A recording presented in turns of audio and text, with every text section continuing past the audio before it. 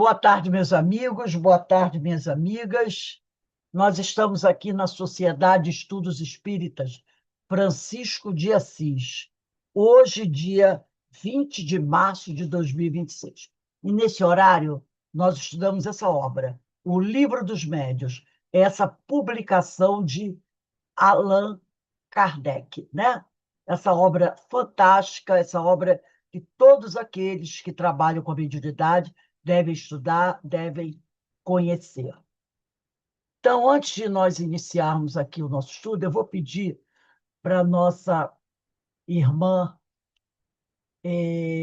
Denise fazer a nossa prece de abertura. Denise, por favor.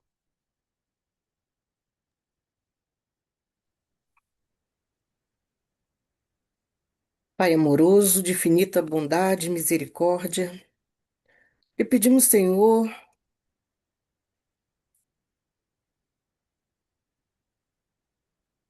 autorização para iniciarmos mais um estudo na noite de hoje, aproveitando para lhe agradecer e aos nossos queridos amigos espirituais orientadores que conosco se juntam para ajudar-nos a nos esclarecermos, a melhor adquirirmos esses conhecimentos, que eles possam ser melhor fixados em nossa mente, transformando assim a nossa caminhada mais firme e mais segura, porque o conhecimento liberta a todos e a liberdade, como disse nosso Mestre Jesus, para sempre nos libertará. Então, agradecidos estamos por mais essa oportunidade de ser conosco, Pai amoroso, hoje, agora e sempre, que assim seja. Graças a Deus. Bem, meus irmãos, nós estamos estudando a parte segunda, capítulo 16 dos médios especiais. Estamos estudando a questão 186. Mas, na semana passada, nós estudamos o primeiro parágrafo, né? Eu vou ler só um pedacinho do primeiro parágrafo, da 186. Laboraria, pois, em erro quem, simplesmente por ter ao seu alcance um bom médium, ainda mesmo com a maior facilidade para escrever, entendesse de querer obter por ele boas comunicações de todos os gêneros, né? Lembra do Zéfiro, Sim, daquela comunicação, né? É, sim. do Zéfiro do Hahnemann, O Hahnemann também. quando Kardec está no livro Diversidade dos Carismas, não é isso? Lá no capítulo 19, se eu não estou me enganado, no capítulo Acho que 19, já é o 20. capítulo 19 aqui no. Que ele traz até essa mensagem no livro Obras Póstumas, né? Deixa eu ver se eu.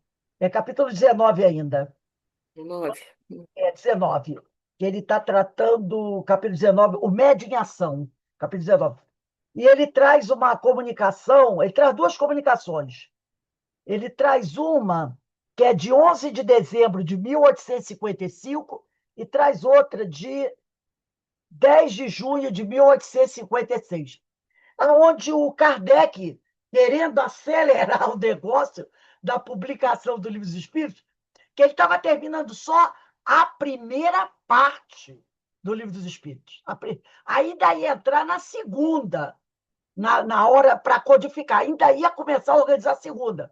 E ele era atendido, ele trabalhava junto com duas médiums.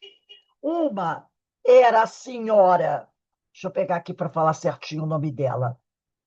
Uma das médiums era, deixa eu pegar aqui, deixa eu ver aqui.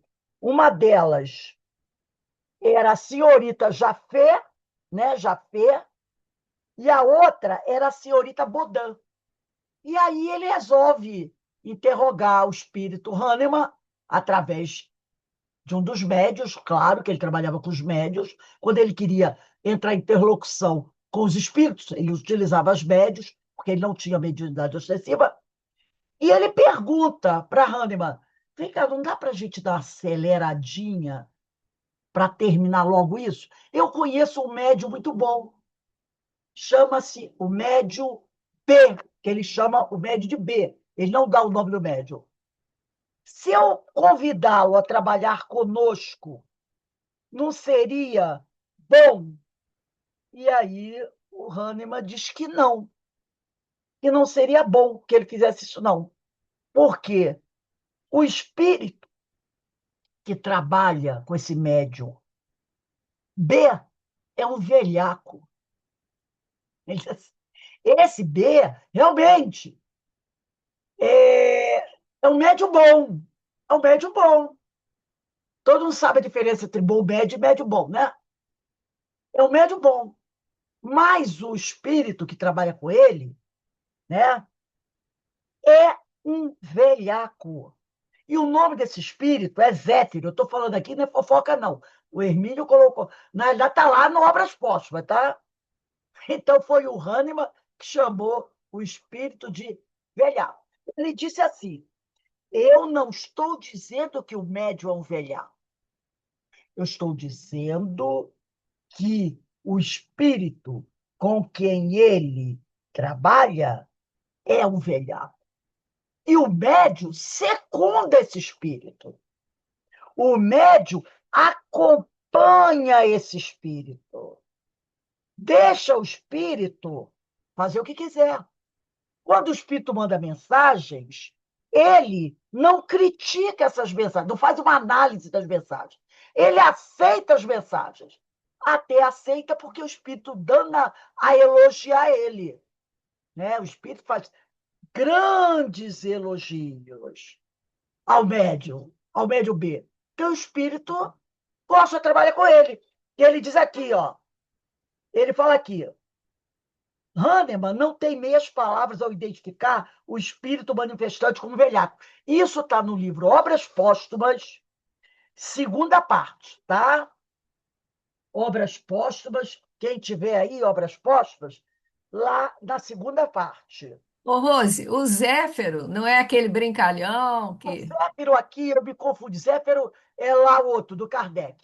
Aqui foi o primeiro que deu comunicações para Kardec, como ele diz, Sim, abrindo o leque. Né? Esse aqui é o outro, é o Aristo. Eu falei Zéfiro no início, mas é Aristo. Que a outra comunicação que foi do Zéfiro.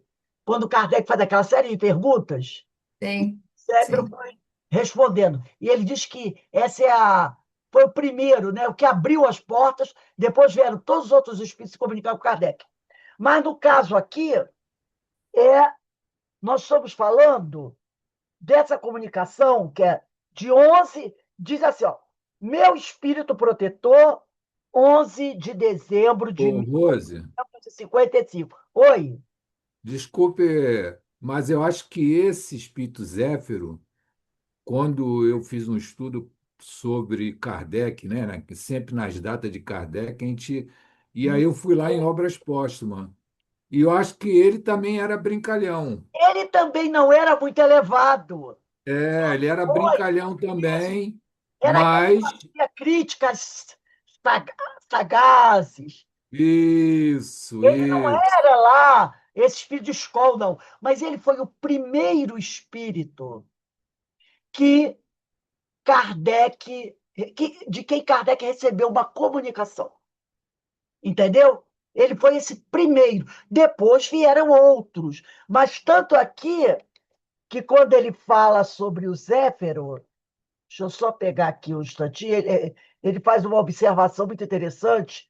Ele fala, né? Não me lembro se foi aqui. Ele diz que ele é o primeiro, aquele que abriu. Ah, ele diz aqui, ó, a mensagem de Zéfiro, o precursor de toda uma equipe de elevadas entidades, é datada de 11 de dezembro de 1855. Ele foi o precursor de toda uma equipe que veio atrás, uma equipe elevada, mas não quer dizer que ele tenha sido, entendeu? Ele foi É 11 de dezembro de quanto? De mil quanto? 11 de dezembro de 1855. Essa é de Zéfiro. É, Mas já botei aqui. esse é o primeiro. Agora, quando ele vai falar aqui o Hahnemann. O Hahnemann é na de 10/6/1856. Foi quando o Hahnemann vai falar sobre o Aristo, tá? Ele, quando Kardec pergunta assim, mesmo que o espírito familiar de B, que o Aristo era o espírito familiar, assim que eles chamavam, de B, seja feito a mentira, velhaco, né?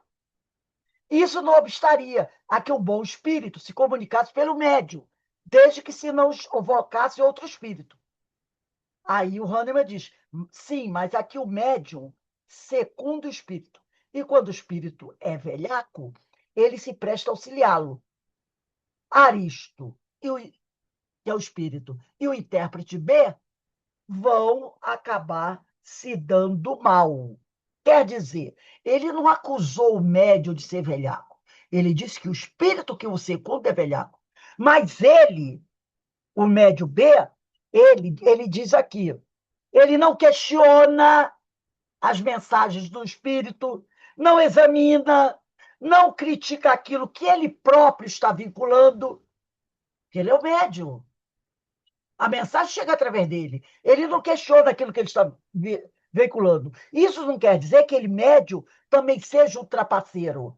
Pode ser apenas uma vítima, o irresponsável, o joguete. Então, ele quer dizer o quê? Kardec, ó, não é bom a gente trabalhar com um médium desse. Porque ele tem um espírito familiar, que é um velhaco, e ele chama de mentiroso aqui. Não quer dizer que o médium seja, mas se ele aceita tudo o que ele manda, até porque o espírito elogia muito ele, isso não vai dar certo, os dois vão se dar mal. E realmente aconteceu. Mais tarde, o médium B e o espírito Aristo fizeram alguma coisa que deu muito errado. E ele desapareceu. Ninguém nunca mais ouviu falar dele. Então, aqui, voltando aqui ao livro dos médiuns, né? Ele fala aqui,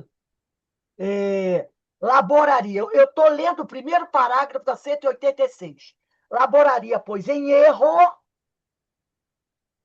quem, simplesmente por ter ao seu alcance um bom médium, ou um médium bom, ainda mesmo com a maior facilidade para escrever, que era o caso do médium B, parece que era psicógrafo, entendesse de querer obter por ele boas comunicações de todos os gêneros.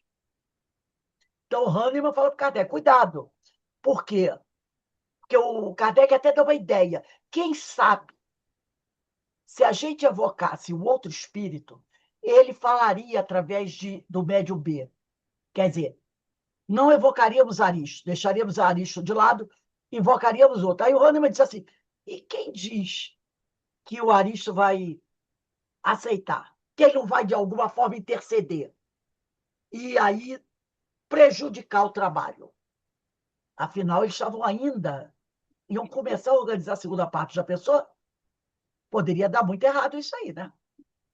Agora, voltando ao segundo parágrafo, quando começa a nossa aula de hoje. Vamos fazer um resumo dos principais gêneros de mediunidade, a fim de apresentarmos, por assim dizer, o quadro sinótico de todas compreendidas as que já descrevemos nos capítulos precedentes, indicando o número onde tratamos de cada um com mais minúcias. Voltando ao fato, o Kardec ele coloca uma notinha no Obras Póstumas, é colocado uma nota, né? Ele diz assim, que ele, Allan Kardec, ainda estava iniciando os trabalhos. Ele ainda não tinha aquele conhecimento suficiente. Por isso que ele dá essa sugestão. Mas Hahnemann vai lá e diz, não, não é bem assim. Mais tarde, com trabalho, com estudo, com experiência, ele foi vendo que não era assim. Mas ele coloca lá, eu ainda era um iniciante. Por isso que eu ainda sugeria esse tipo de coisa assim, né? Mas ele tinha sempre um espírito amigo ali para orientar. Não dá ordem, porque o Hermínio bota isso bem claro. Hahnemann não proíbe, não dá ordem para Kardec. Não faça assim, faça assim. Não. Ele explica mostra o caminho das pedras, mas fica por conta de Kardec, aceitar ou não. Livre-arbítrio. Grupamos as diferentes espécies de médiums por analogia de causas e efeitos, sem que esta classificação algo tenha de absoluto. Algumas se encontram com facilidade, outras, ao contrário, são raras e excepcionais, o que teremos o cuidado de indicar. Estas últimas indicações foram todas feitas pelos espíritos. Então, aqui, ó. Estas últimas indicações foram todas feitas pelos espíritos. E, aliás, reviram este quadro. Reviram este quadro com particular cuidado e o completaram por meio de numerosas observações e novas categorias, de sorte que o dito quadro é, a bem dizer, obra deles. Então, o quadro que foi feito aqui é obra dos espíritos. Mediante aspas, destacamos as suas observações textuais, sempre que nos pareceu conveniente assiná-las. São, na sua maioria, de Erasto e de Sócrates. Erasto foi discípulo de Paulo de Tarso. Sócrates, um filósofo da antiguidade, tá? 187. Podem dividir-se os médios em duas grandes categorias: médios de efeitos físicos, médios de efeitos intelectuais. Então, ele diz aqui, podem dividir-se, não é uma pergunta, é uma afirmativa. Podem dividir-se os médios em duas grandes categorias. Uma, médios de efeitos físicos, os que têm o poder de provocar, quer dizer, favorecer, tá? Esse provocar, pode puxar uma setinha aí? Favorecer efeitos materiais ou manifestações ostensivas, tá? Então, é isso aí, o que é o médio de efeitos físicos, tá? Quem quiser, eu não vou voltar, mas quem quiser saber com mais detalhe o que é o médio de efeito físico, vai dar uma olhadinha na questão 160. É a que nós já estudamos. Fala, Alberto. O médium, né, que tem a capacidade de materialização de espírito, é um espírito de efeitos físicos? Materialização de espíritos? Vou voltar lá, olha só. Vou voltar a 160. Vamos pegar aqui. Os médios de efeitos físicos são particularmente aptos a produzir fenômenos materiais. Eu estou na 160. Como os E, movimentos dos corpos inertes ou ruídos. Podem dividir-se em médios facultativos e involuntários. Então, os médios de efeitos físicos são aqueles aptos a produzir fenômenos materiais, como os movimentos dos corpos inertes ou ruídos. Entendeu? aham. Então, aqui. Ou manifestações ostensivas. Aí depois ele diz aqui, médios de efeitos intelectuais. Os que são mais aptos a receber e a transmitir comunicações inteligentes. São aqueles que servem de intermediário. Continuei na Médio de dúvida. psicofonia. Desculpe a ignorância do macaco, porque o, o médico que tem a capacidade de materialização, eu não consigo, nem é intelectual. Aí eu fiquei na dúvida. Olha aqui, peraí. Vamos ver aqui o médio de efeitos intelectuais. Depois eu vou voltar aí. Os que são mais aptos a receber e a transmitir comunicações inteligentes, é o seguinte. Por exemplo, médio de psicografia, médio de psicofonia. São os dois mais importantes, a gente fala assim, né? A psicografia e a psicofonia. São médios de efeitos intelectuais. Eu vou Tá. voltar lá nos médios de efeitos físicos. Vamos voltar à questão 160. 160. Vamos lá. Os médios de efeitos físicos são particularmente aptos a produzir fenômenos materiais, como os movimentos dos corpos inertes ou ruídos, etc. Podem dividir-se em médios facultativos ou involuntários. Os facultativos são os que têm consciência do seu poder e que produzem fenômenos espíritas por ato da própria vontade. Conquanto inerente à espécie humana, conforme já dissemos, semelhante faculdade longe está de existir em todos o mesmo grau.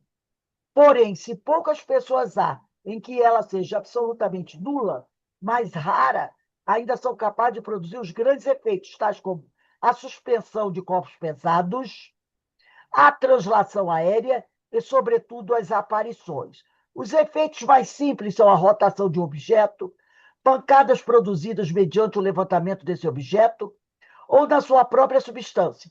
Embora não demos importância capital a esses fenômenos, recomendamos, contudo, que não sejam desprezados. Podem proporcionar ensejo a observações interessantes e contribuir para a convicção dos que observem. Cumpre, entretanto, ponderar que a faculdade de produzir efeitos materiais raramente existe nos que dispõem de mais perfeitos meios de comunicação, quais a escrita, a palavra em geral. A faculdade diminui no sentido da proporção que se desenvolve em outro. Aqui, ele falou numa questão aqui. Ele diz aqui,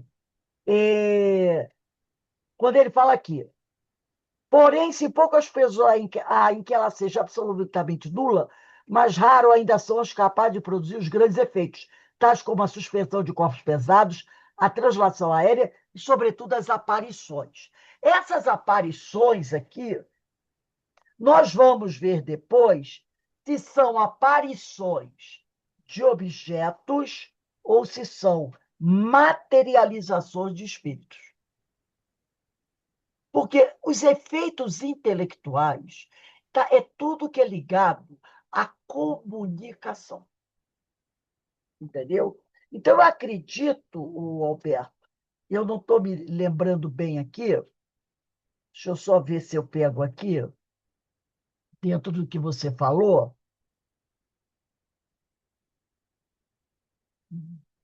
Nós estamos na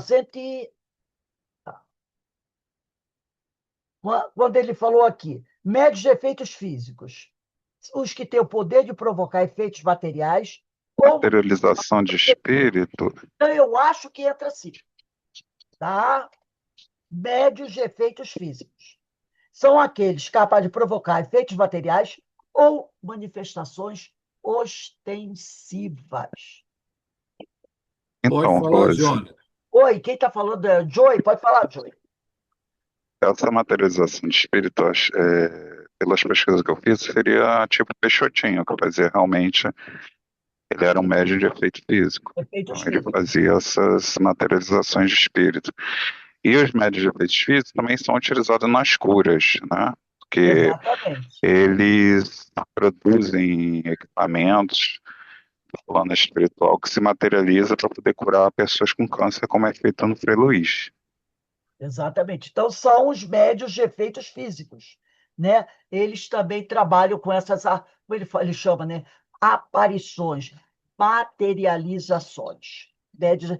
E aí é que Kardec colocou a escrita direta, Kardec não, os espíritos, que Kardec não aceitou, lembra? Que Kardec considerava a escrita direta como efeito intelectual, e os espíritos disseram para ele que não. São efeitos físicos. Aí Kardec não concordou muito bem, que para ele a escrita direta deveria ser, né, efeito intelectual. E eles disseram que não, que é efeitos físicos. Então, esses médios de materializações, podemos até colocar aqui, né? São as Ó, aparições. Pode eu falar. fui lá no, Fala, Alberto. Rose, eu Oi. fui lá no nosso Google. Aí está aqui, eu perguntei, né? O médio de materialização é um médio de efeitos físicos? Aí foi respondido. A materialização de espírito é um fenômeno mediúnico de efeitos físicos. É algo raríssimo de acontecer. É necessário haver uma grande doação de fluidos por parte dos médios que participam desta sessão de materialização espiritual. Então, é um É um médio de médio de efeitos efeitos físicos. físicos. É de efeitos físicos. Ele faz Nós estamos aparições, instalando. Ectoplasma. materializações, Ectoplasma. é através do ectoplasma. Então, os médios Tanto têm que o médium ectoplasma. ele não pode ser acordado, senão ele corre risco de morte. O Joy, depende do médio para o médio, porque Chico fazia isso tranquilamente. Lógico, ele pode até entrar no estado alterado de consciência Mas depende muito do médium, depende muito do médium. Aqui tem médiums no passado que faziam isso, como o Chico fazia. Tanto que quando ele fazia aquelas reuniões lá em Pedro Leopoldo, né? Quando ele começou a trabalhar, foi Pedro Leopoldo.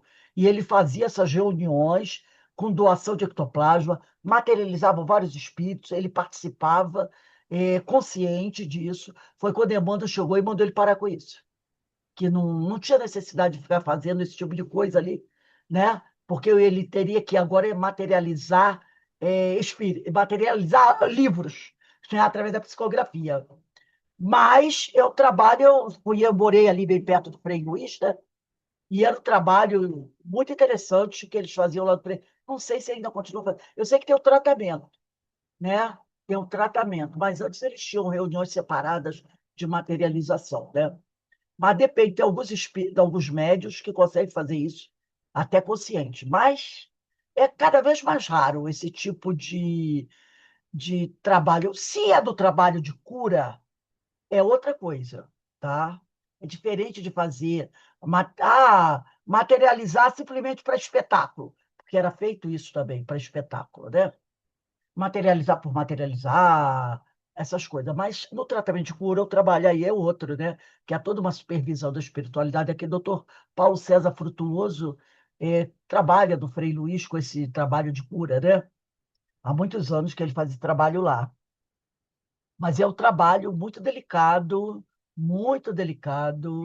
que somente em casas muito sérias você pode, entendeu?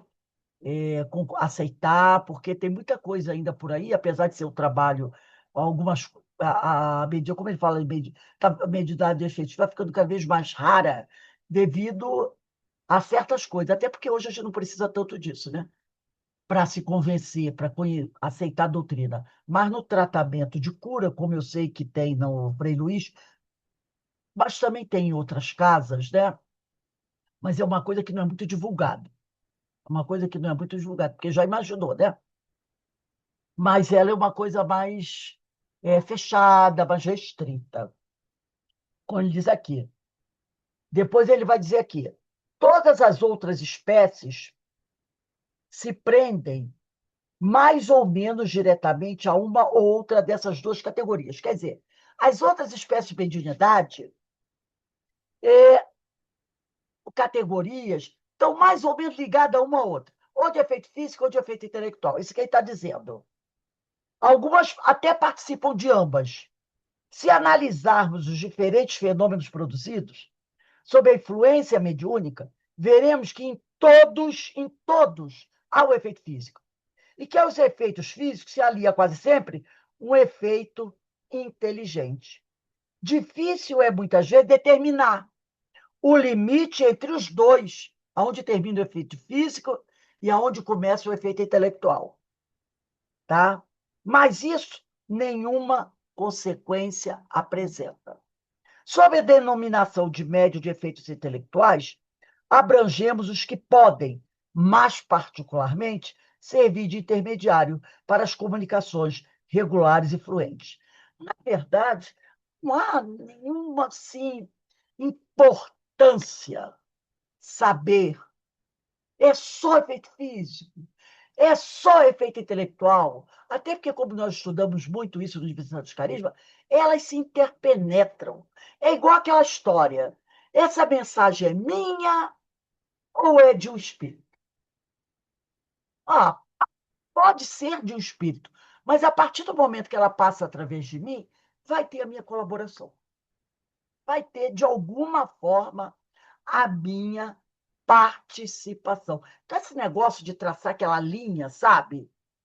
Isso começa aqui, termina aqui, isso começa ali, termina acolá, isso não tem importância. Os espíritos mesmo falam, não tem importância em ficar sabendo exatamente se é só físico, se é só intelectual, se é uma mistura dos dois.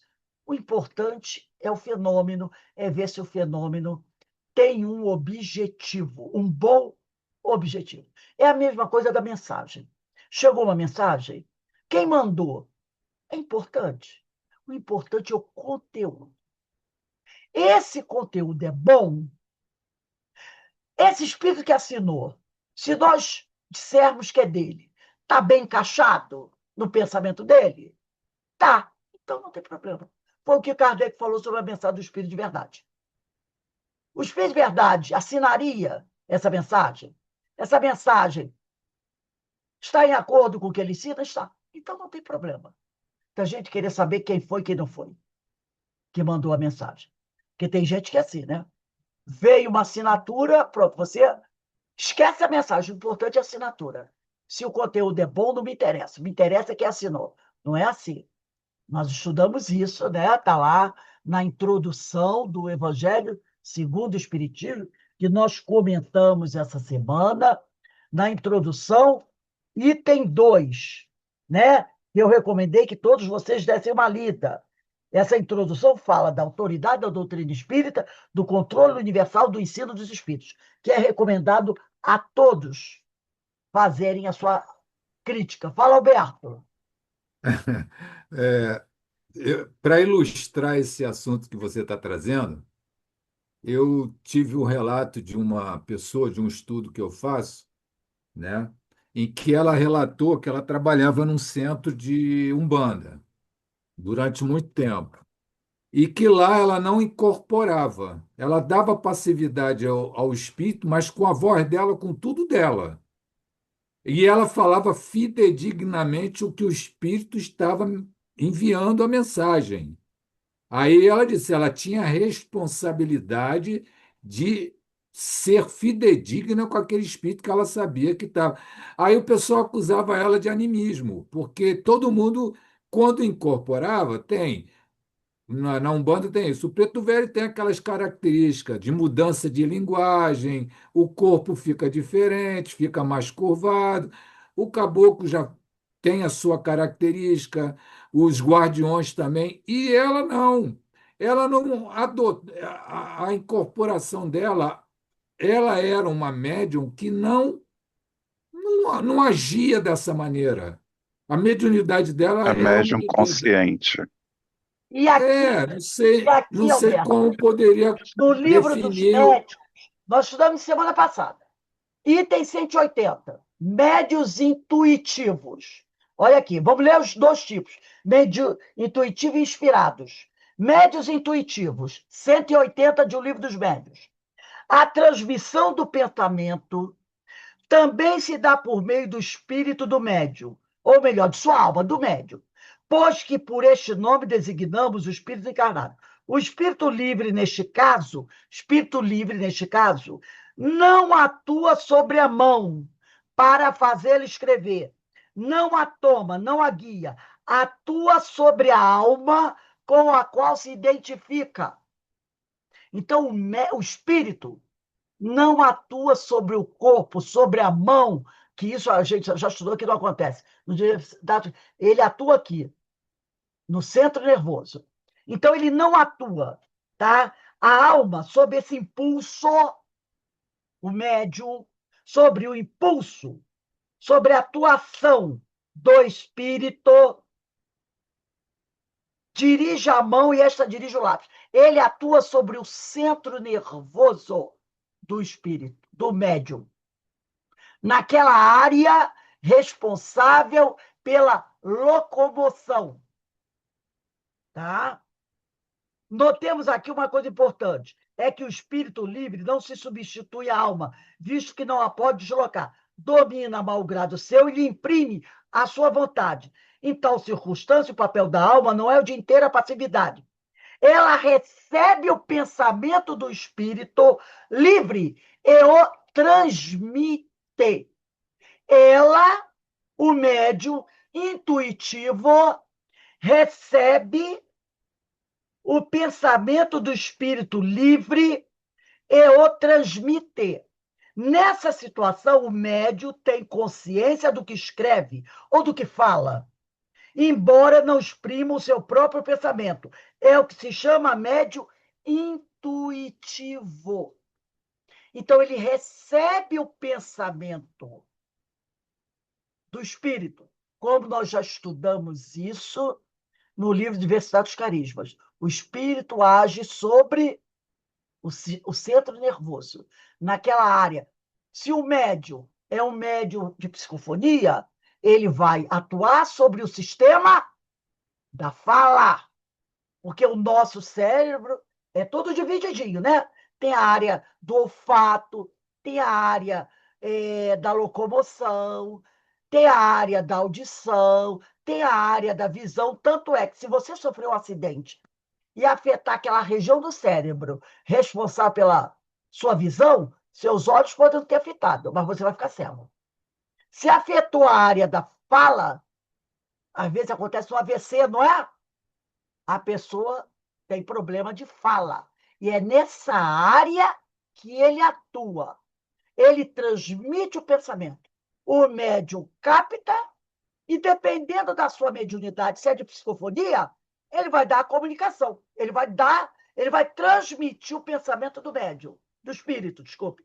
Se ele é psicógrafo, ele vai, através da escrita, transmitir o pensamento do espírito.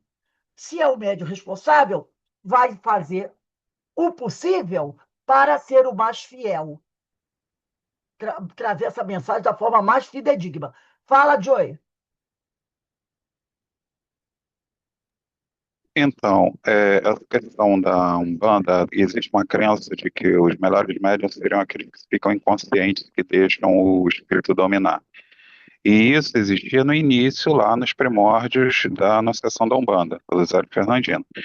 Mas depois, os médiuns eles foram adquirindo maior controle sobre o próprio corpo, e não é uma coisa totalmente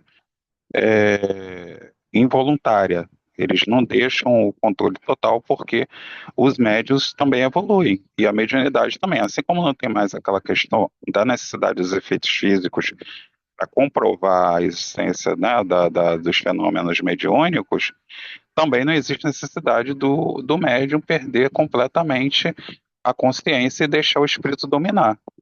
Então, era uma crença errada que hoje em dia você vê maior índice de médiuns que tem o controle do corpo e que o espírito ele exerce uma influência parcial, Você tanto no disse controle do bem, corpo quanto na expressão.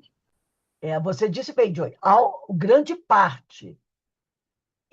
Eu conheci e até fui visitar algumas casas espiritualistas, né? Tem uma chamado Teuco, Templo Espírita Irmão. Eu esqueci o nome. Templo Espírita. Não sei, Casa de Oxóssi. Acho que é Templo Espírita Universalista Casa de Oxóssi, que fica lá na Tijuca. Eu fui lá algumas vezes, que eu tinha amigas lá, tudo mais. Uma casa onde os médiuns fazem estudos antes das reuniões, antes deles abrirem lá o salão, né?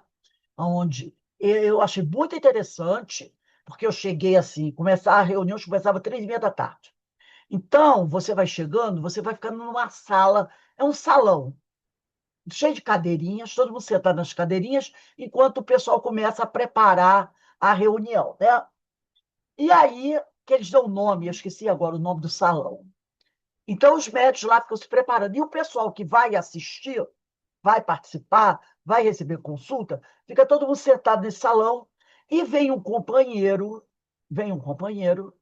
e começa a conversar, falar sobre o espiritismo, sobre a Umbanda, o que é a Umbanda, o trabalho que a casa faz.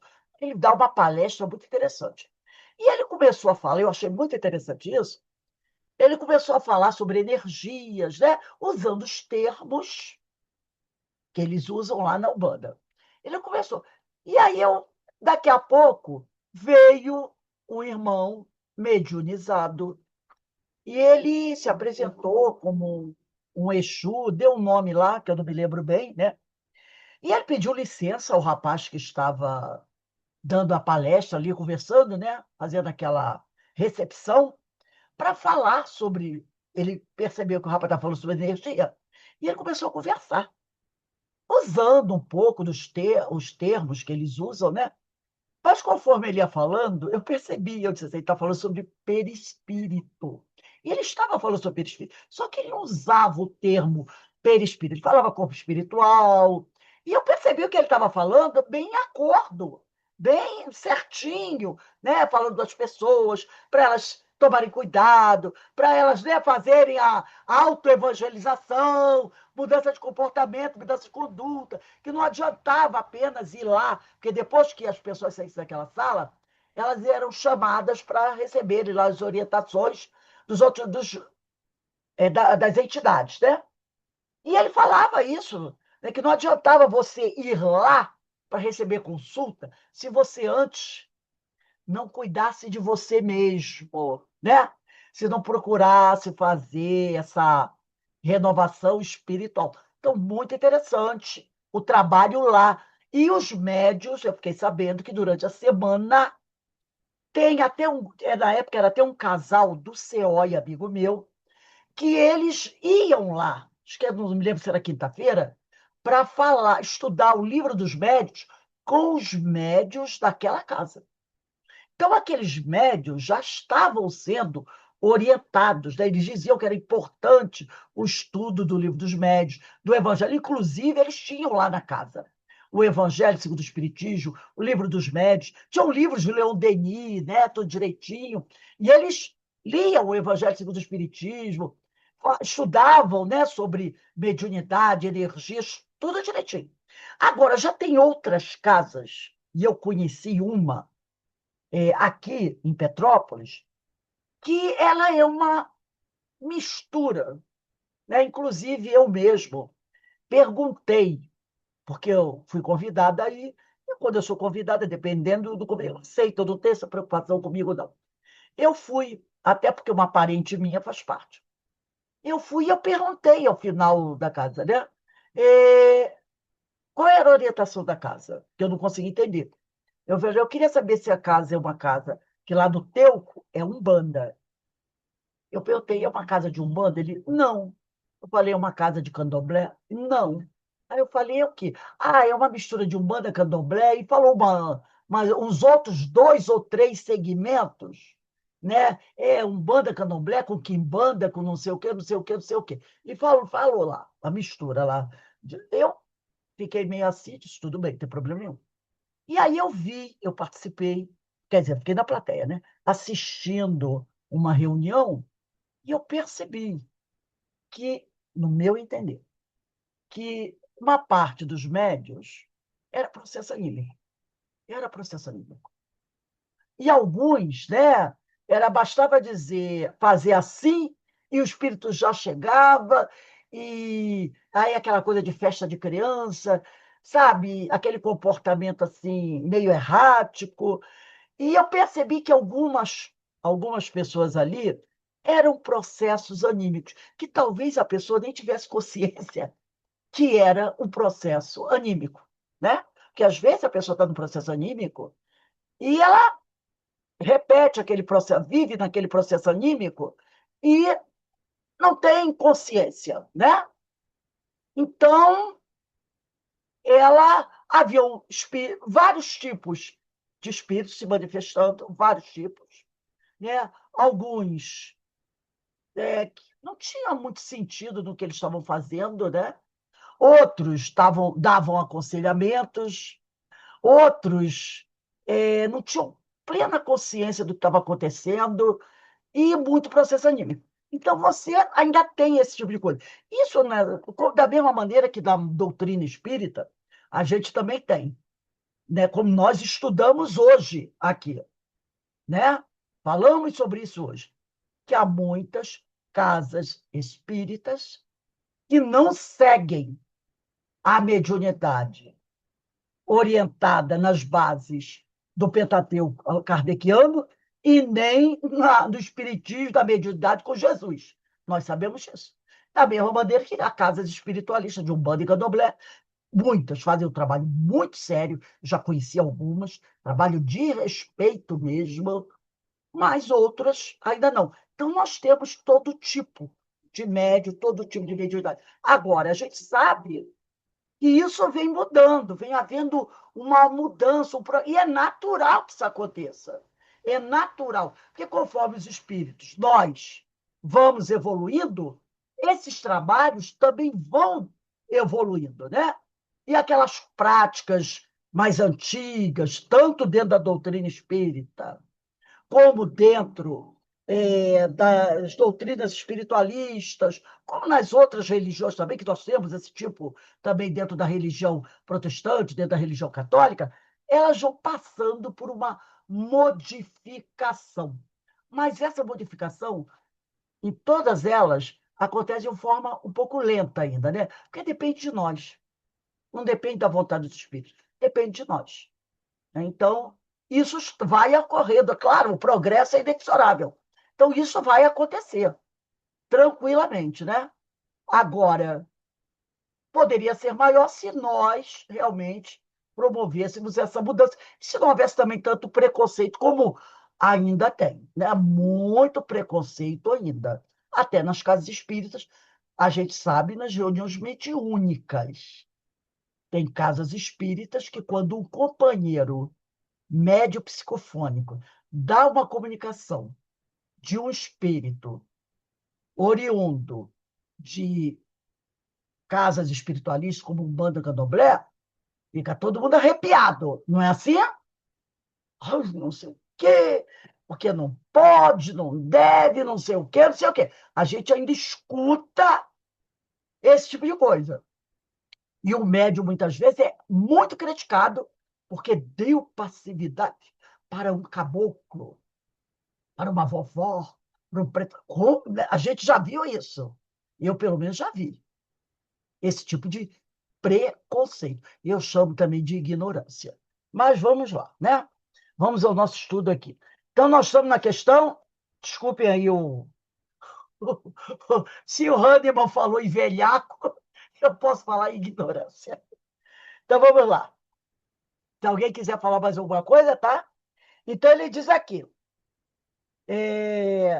Continuando aqui. 188. Depois ele diz: difícil muitas vezes é determinar o limite entre os dois, mas isso nenhuma consequência apresenta. Sob a denominação de médios de efeitos intelectuais, abrangemos os que podem, mais particularmente, servir de intermediários para as comunicações regulares e fluentes. 188. Espécies comuns a todos os gêneros de mediunidade. Médios sensitivos. Pessoas suscetíveis de sentir a presença dos espíritos. Quer dizer, todos os médios são sensitivos por uma impressão geral ou local, vaga ou material. A maioria dessas pessoas distingue os espíritos bons dos maus pela natureza da impressão. Mais ou menos até como acontece com a gente, né? Quando a gente encontra uma pessoa, que às vezes a pessoa vai depender da sensibilidade tua, da nossa sensibilidade. Às vezes a gente encontra uma pessoa que, não sei, a pessoa às vezes tem algumas práticas, vive certas situações que não são lá, nós não consideramos muito adequadas. Aí você não sente, assim, de repente, um mal-estar em estar com aquela pessoa? Você sente. E os dois estão encarnados. Aí é o famoso, aquela pessoa não fez nada para mim, mas meu santo não bateu com o santo dela. O pessoal não fala isso? Ela não fez nada para mim. Ela é até uma pessoa alegre, né? Tem boa conversa, todo mundo gosta dela, mas eu não sei. Eu não me sinto bem, eu não me sinto à vontade. Tem alguma coisa, entendeu? Que não bateu aquela afinidade. Meu santo não foi do santo dela, eu até evito. No caso do médio sensitivo, isso também ocorre. Como ele diz, por uma impressão geral ou local. Às vezes eu me arrepio, né? Eu me arrepio, eu fico assim com as mãos geladas, eu fico com a boca seca, quando eu estou assim perto daquela pessoa, né?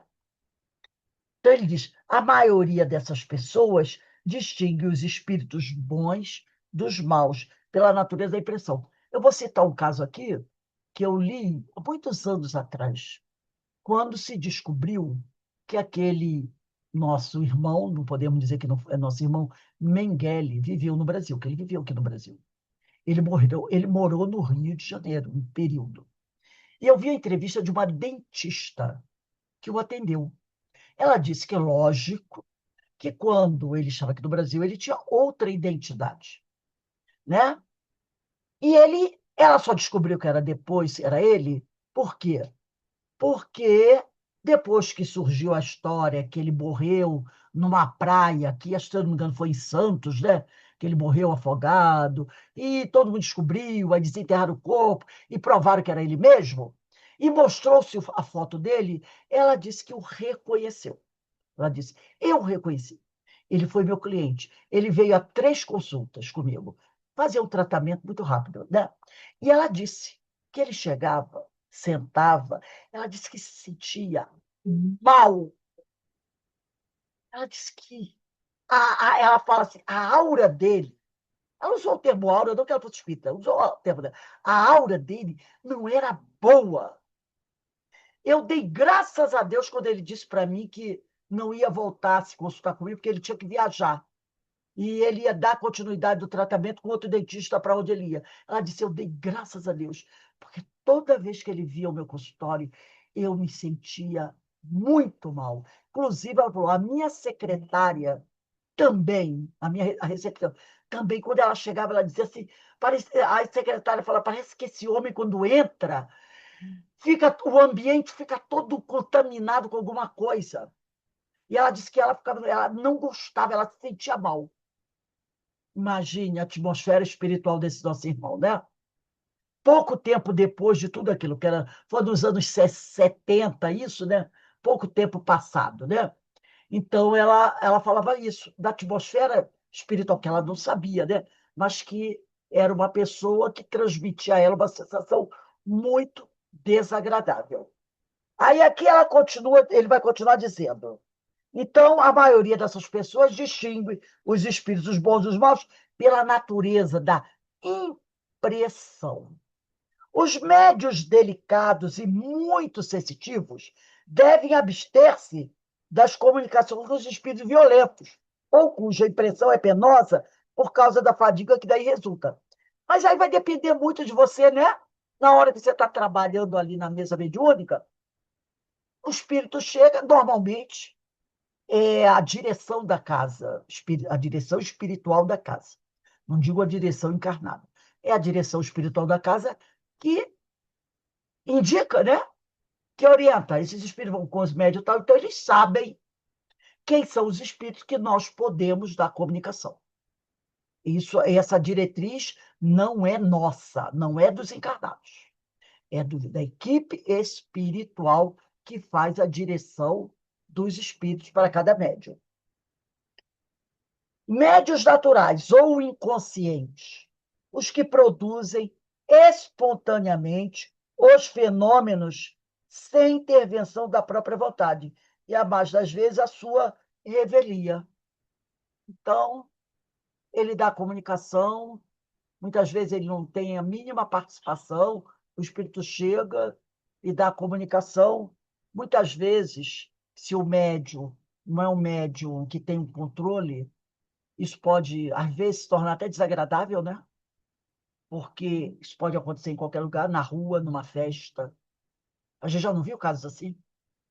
Então, é uma coisa desagradável, às vezes, para o médium, né? Eles produzem espontaneamente os fenômenos sem intervenção da própria vontade, e a mais das vezes. Aí que está o detalhe, ó. E as mais das vezes a sua revelia, sem que ele tenha o direito de dizer não.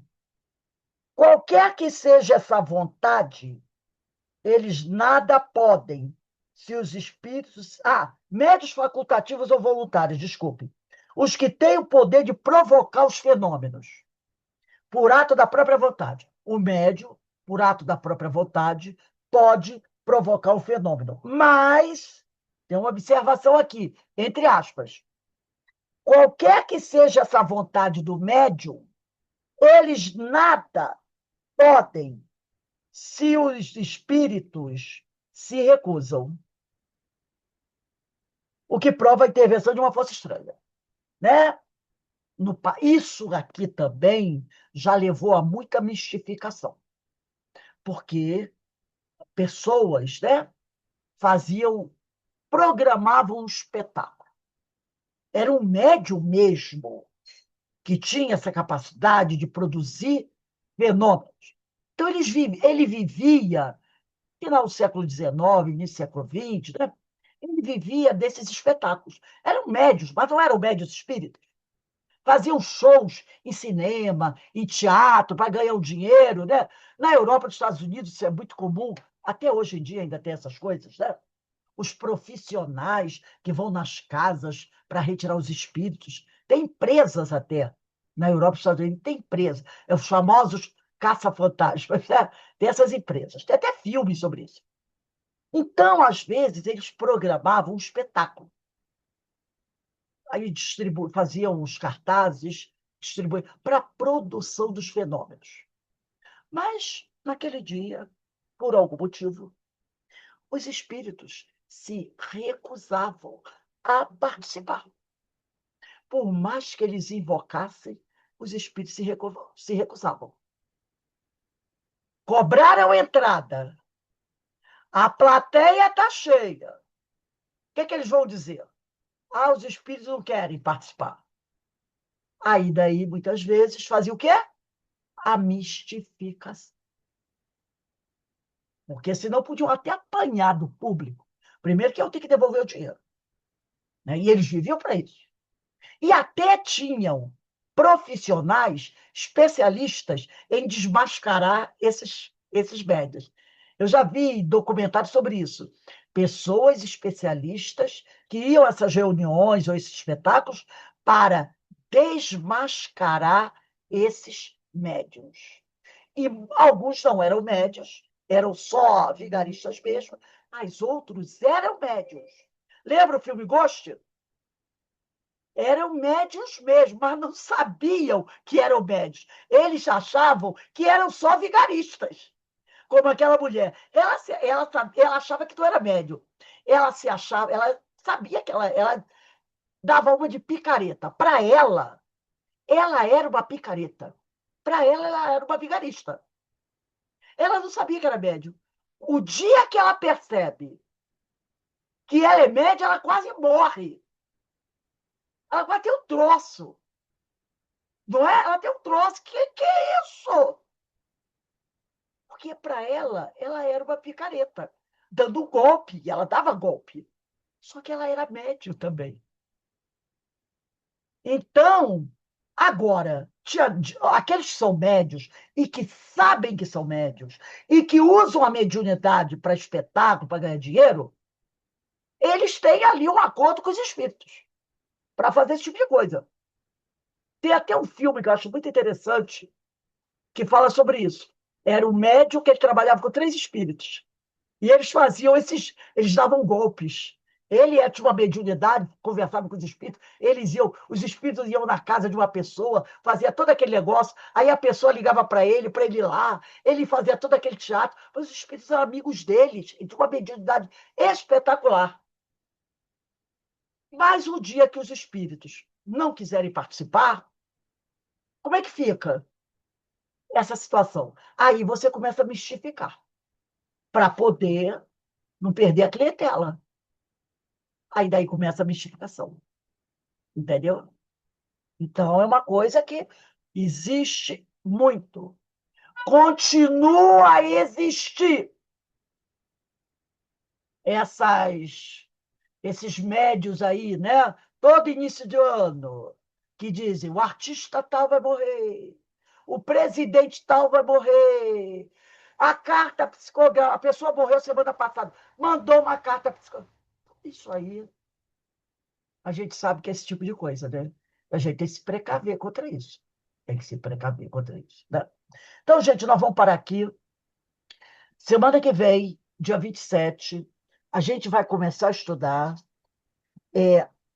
questão 189.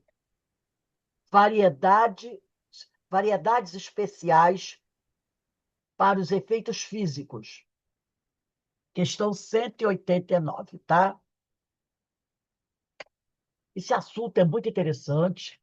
E a gente vai ver o quê? Quanta coisa ainda a gente tem que aprender, né?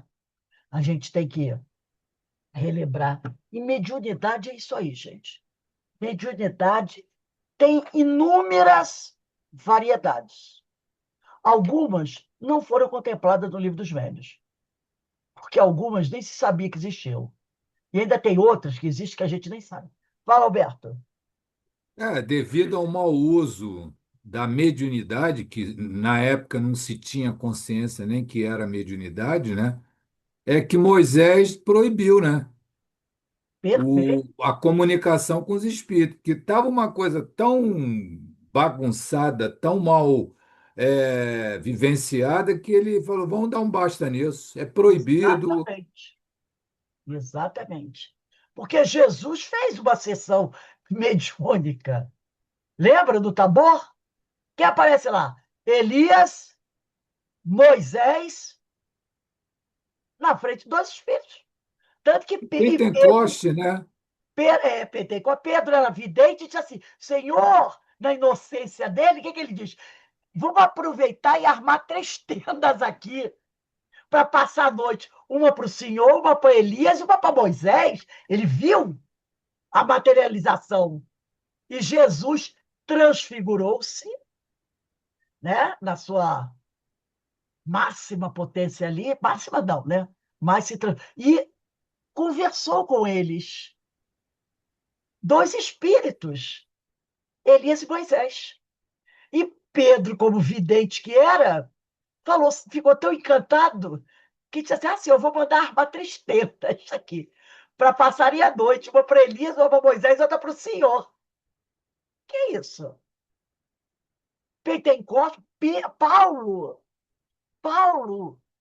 a igreja cristã primitiva, na época, a gente passa a conhecer isso das histórias, das cartas de Paulo, no livro Paulo e Estevão, era muito comum as reuniões que eles faziam, Paulo fazia nas casas, né? Que eles alugavam, às vezes, uma casinha de uma viúva que era muito pobre, aí eles alugavam aquela hora, aquele dia, pagavam um dinheirinho para eles usarem a sala dela, que era o único cômodo, que a casinha era um cômodo só. Ou então na casa de um amigo, e eles faziam reuniões mediúnicas. E a Paulo, os outros companheiros, ali, vários deles médios, os espíritos se comunicavam. Estevão se comunicava, e Abigail se comunicava, vários espíritos se comunicavam, conversavam com Paulo, conversavam ali, traziam mensagens. Era muito comum na igreja cristã primitiva. Se você lê Paulo Estevam, se você lê as cartas, era muito comum essas reuniões. Eram reuniões semanais, onde eles iam ali, eles evocavam, os espíritos chegavam, Abigail, Estevão, traziam mensagens edificantes, reconfortantes, né, para todos eles, porque os tempos eram difíceis. Vários espíritos se comunicavam. Isso era muito comum acontecer, entendeu? Não era essas coisas que o pessoal fica, oh, meu Deus. Mas eram reuniões sérias. Mediunidade com Jesus. Né? Ô, Rose, Vale. lá no livro que nós estudamos do Emmanuel, no início que ele fala, né, do surgimento das igrejas católicas, etc., aí diz que nesse período do cristianismo, o cristianismo inicial, né, qual é o nome que se dá ao cristianismo Cristianismo inicial? primitivo. Cristianismo primitivo, existia a consulta aos espíritos que orientavam. Aí depois os padres começaram a proibir, impedir para eles terem o controle sobre as pessoas. E aí Porque aí só começou eles, padres, não haver poderiam. mais esse hábito de se recorrer aos espíritos para orientar a comunidade. Era um hábito muito salutar. E repare, as comunicações eram assuntos sérios. Não é para saber onde eu escondi, onde eu guardei aquela bolsinha, não. Eram assuntos de interesse de uma, como você falou, de uma comunidade. Mas os padres, o que é que passaram a fazer? Olha, vão proibir que só nós é que podemos ser os intermediários do Senhor. Aí veio a confissão. Entra a confissão. Já na época de Moisés, quando Moisés proíbe, é porque tinha virado uma bandalheira. Entendeu? Vem cá, consulta esse espírito aqui. Como é que eu posso fazer para dar o golpe de tomar o poder do outro? Como é que eu posso fazer para ganhar essa batalha? Como é que eu posso fazer para ficar mais rico? Era esse tipo assim, porque como nós sabemos, espíritos há de vários níveis de caráter. Então a coisa ficou de tal ponto que Moisés proibiu. Você só proíbe uma coisa que existe. Ele proibiu, vamos proibir para moralizar. Agora, na Igreja Cristã Primitiva, esse intercâmbio era para o quê? De interesse da comunidade. Era uma coisa boa. Os espíritos vinham para ajudar, confortar, esclarecer. Aí depois, a igreja transforma isso numa coisa errada, vira coisa do demônio, que todo espírito se comunica é demônio, mas só eles, padres, têm esse direito agora, porque eles são o quê? Os seguidores de Pedro. Eles agora é que têm o aval de Deus para ser o intermediário com os homens. Aí já vocês sabem o que acontece, né? Aí a gente sabe o que acontece. Então, isso é uma coisa salutar. E os espíritos gostam, eles querem que nós nos comuniquemos com eles. Eles querem isso. Eles querem. Porque é uma forma de nos orientar, de nos auxiliar na nossa caminhada. Então, isso não é nada pecaminoso, mas precisa ser feito o quê? Com Jesus. Mediunidade com Jesus. Espiritismo com Jesus. Bom? Tudo bem? Então, nós vamos encerrando aqui o nosso estudo. Hoje acho que foi bastante interessante. Quem tiver mais dúvidas, traz para a semana que vem o que eu puder falar, eu falo, o que eu puder esclarecer, o que eu souber. Tem muita coisa que eu também não conheço, mas a gente vai trocando, a gente vai aprendendo um com o outro. Assim que tem que ser, tá bom? Então, nós paramos na 188, semana que vem, 189, dia 27. Então, vamos agradecer a Deus, agradecer a Jesus por essa oportunidade abençoada, que eu considero abençoada, dessa troca de informações, desse crescimento, desse aprendizado. Que Deus nos abençoe, que o Senhor nos fortaleça a todos. Um bom fim de semana para todos, com muita paz, com muito amor. Eu gostaria que as pessoas da nossa. Deixa eu fechar aqui um instantinho.